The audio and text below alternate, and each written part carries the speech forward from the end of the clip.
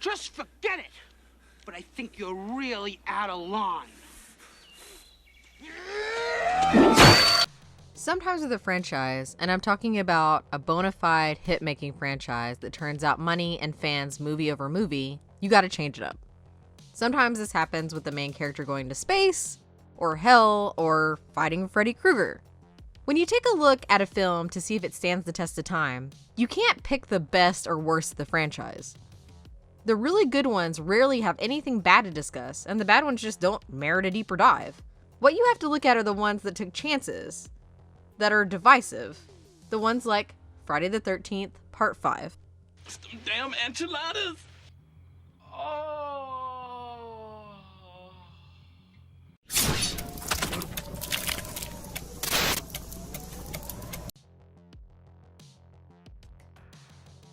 Just 1 year after Friday the 13th, Part 4, Part 5 was released.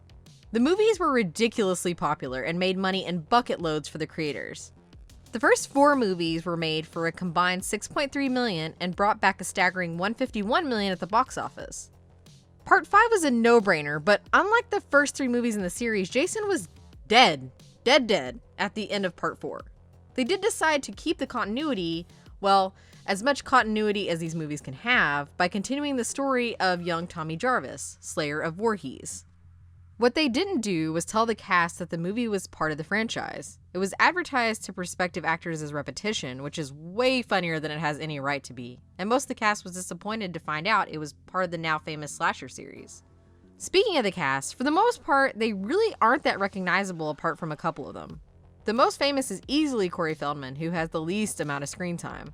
He was supposed to come back for his role as Tommy Jarvis in a much bigger capacity, but his role in the Goonies wouldn't allow it. This was my dream, my wish, and it didn't come true. Behind him is our favorite enchilada sufferer, Miguel Nunez Jr. That same year, he would show up in Return of the Living Dead, and with his singing in Death as Demon in The Outhouse and his portrayal as Spider against zombies, he's forever in our horror hearts. Tommy actor John Shepherd would float around and eventually show up in the Friday the 13th TV series, as well as write for both TV and film. Everyone else only showed up in a handful of things, and a lot of them never really ventured into horror, either before or after. Carol Locatel was all over the map but was good at blending in. She did multiple movies with Burt Reynolds, dabbled in blaxploitation, and would work steadily until she passed this year. Even not Jason himself, Dick Wien would only show up in less than 20 projects and is really just a footnote as the only non-Jason killer in the franchise. Behind the camera we had writers Martin Kittrosser, David Cohen, and Danny Steinman, who would also direct. Kittrosser had first written a screenplay with Friday the 13th Part 3 and would also direct Silent Night, Deadly Night 5. But that's not all, as he would eventually be a script supervisor for Quentin Tarantino, beginning all the way back to Reservoir Dogs and continuing through Once Upon a Time in Hollywood. Finally, we have writer-director Simon. Danny would also be limited with only 4 credits under his belt, with today's film being his last. Based on the behind-the-scenes drama, it was because of this movie that he was either soured on film or not hired anymore. He was supposed to direct a sequel to The Last House on the Left, but when that fell through, he was handed the 5th Friday the 13th movie. A New Beginning kicks off with a still kid version of Tommy Jarvis watching Jason rise from his grave and kill a couple of guys before waking up from a nightmare as an older teen. He's on his way to a psychiatric retreat filled with other people trying to help themselves. They live next to a neighbor family who doesn't want the hospital anywhere near them because one of the couples keeps having sex on their property. One of the patients, Vic, kills another patient named Joey, and after the body's picked up, the bodies start to fall. 2 random greasers are killed, followed by one of the paramedics and his date, a drifter farmhand, 2 of the other patients, and on and on and on. Tommy is suspected, but it later turns out to be a seemingly resurrected Jason Voorhees, and he kills his way through everyone except for Pam, young Reggie, and Tommy. They kill Jason again, but it's revealed that he's actually Roy Burns, the other paramedic and father of Joey, who was murdered by Vic in the beginning. The police figure he snapped after finding his son was murdered. Tommy is recovering in the hospital and seemingly breaks out, but appears behind Pam in a hockey mask with a mysterious intent that wouldn't be further explored. This is 1985, and in 1985 you had 2 big S's, slashers and sequels. On the slasher front, it had been in vogue since Halloween became a smash success in 1978. We would get Italian knockoffs like Absurd, other holiday flicks like My Bloody Valentine and New Year's Evil, and any other type of reason to get teens or, people in their late 20s playing teens together to get slashed.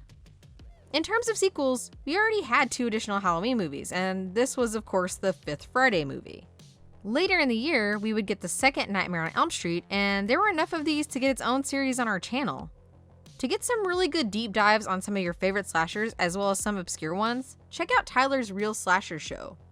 In any case, this is what the people wanted and how the studios were making money, so you couldn't shake a stick without hitting a dozen slashers in the early to mid 80s.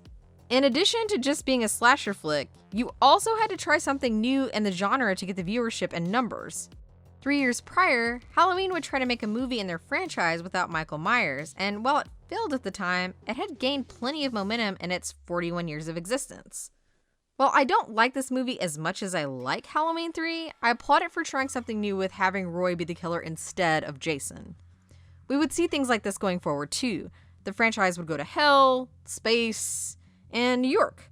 I'll let you decide which was worse. And you'd see things like Freddy becoming a one-liner machine and other franchises trying new things. Bon appetit, bitch. Finally, this is what you came to these movies for. This has it all. A big body count, plenty of nudity, and the rules of if you have sex and do drugs, you will pay the ultimate price. While it would get stale, hell, maybe it was already stale at this point, this is why you came to these movies, and honestly why some people still marathon these flicks. I'd say the biggest thing here that holds up is the sense of continuity. You don't see a lot of this in the mainline slasher movies. We would get Heather Langenkamp in 3 different Nightmare movies, and Christy shows up in one of the straight-to-video Hellraiser movies after her first 2, but mostly they just move on to new characters. Even Halloween has its own damn multiverse, so it's hard to say what counts as continuity and what is just taking some ideas.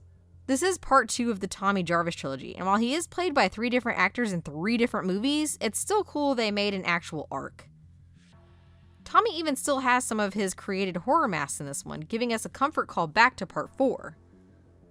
Tommy kills Jason, runs from his memories of him, and eventually brings him back in part 6. This movie bridges the gap between the death and return of Jason Voorhees. To that end, Roy very much holds up. They tried something new, and he is very memorable even if he doesn't kill Vic to get revenge. This was also the last one for a while that had all those slasher staples: sex, nudity, gore, and plenty of kills.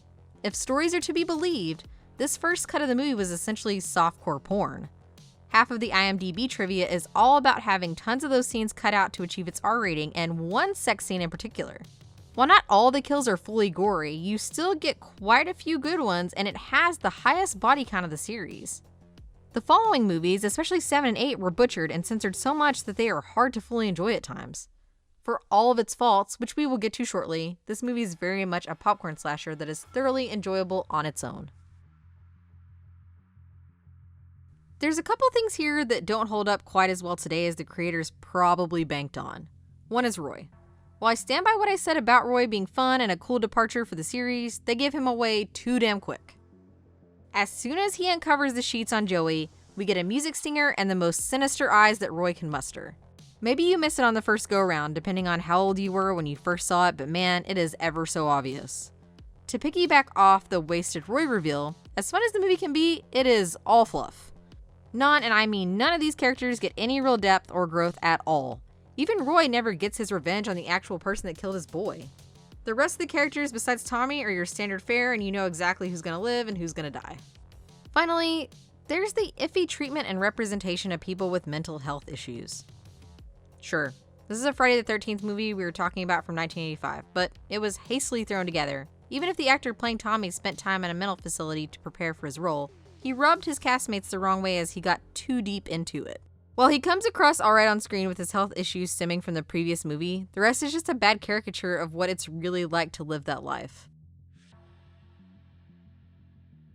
This was a tougher one than I originally thought it was going to be.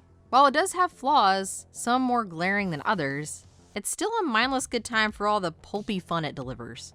It hits all the notes that a slasher film needs, but more importantly, plays a best of in the Friday the 13th universe. Roy would even be immortalized in the most recent video game, with players being able to play as our boy Roy. It stands the test of time and is more important to slasher films than it has any right to be as a trailblazer and an experiment in change.